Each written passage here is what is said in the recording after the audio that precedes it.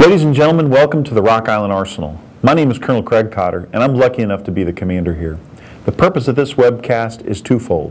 One is to introduce you to this technology, which we hope to take advantage of in the future.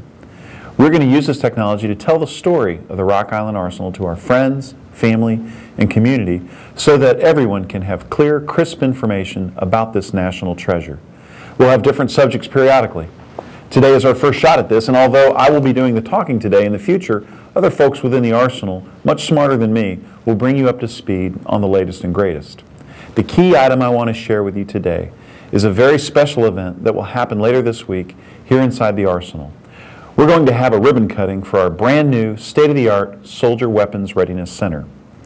The Soldier Weapons Readiness Center is a focus factory. That's a new concept here, but an old concept in the world of lean manufacturing. A focus factory is one that aligns resources and talent in a way that optimizes the potential of every person and every piece of equipment. In this case, we are focusing the people and machines that manufacture machine gun and rifle parts. And the reason we do that is so our warfighters will have the best possible, most ready weapon systems available. That's why the Arsenal is here, to support the soldiers. While we manufacture many other components and systems here on the Arsenal today, all of which are equally important, the manufacture of a soldier's individual weapon and the parts that comprise that weapon is, well, not to put too fine a point on it, it's almost a sacred responsibility for many of the employees here.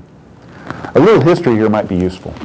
We've been in the business of soldier readiness for more than 140 years. One of the first things we did in our history was rebuild rifles and pistols. In the 1870s and 1880s, we rebuilt carbines and pistols that were used by our soldiers in the conflicts primarily out west during the Indian Wars. Shortly after, when the model 1903 Springfield rifle came into production, the Chief of Ordnance came to Rock Island with a requirement for us to manufacture that rifle here. We did that with gusto, and from the period of 1905 to 1908, we manufactured about 300,000 of these rifles. From then on, up until about 20 to 25 years ago, we had made many different rifles for our troops. Parts for rifles, pistols, parts for pistols, and machine guns.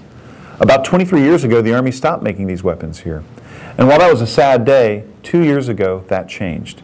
In December of 2007, we got back into the gun part making business when the current conflict demanded a new source of quality gun parts.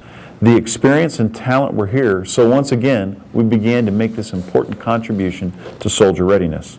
From a cold start and with older machines, we realized some initial success in our rejuvenated gun part making business, and we've built upon that success ever since. Our investment in new machines and new technologies, and most importantly in new employees over the last 2 years, culminates in our unveiling of the Soldier Weapons Readiness Center this week. When you come to our new center, you'll see state-of-the-art machines of all kinds. We have Mazak machining centers, we have Haas lathes, and we have Citizen Swiss lathes, just to name a few. These pieces of equipment are absolutely the best. This equipment, combined with not only the skilled craftsmen that operate these machines, but all the support from the rest of the skilled scientists and engineers and planners and the rest of the team throughout the Arsenal, has allowed us to make the kind of parts the Army and Marine Corps and the other services need to sustain the current fight. This new capability we now have here on the island truly enhances the value of the Arsenal, reinforces its status as a national treasure, and most importantly, enhances the readiness of our troops in the field. The ceremony is the 4th of March at 10 o'clock in the morning. Hope you can make it.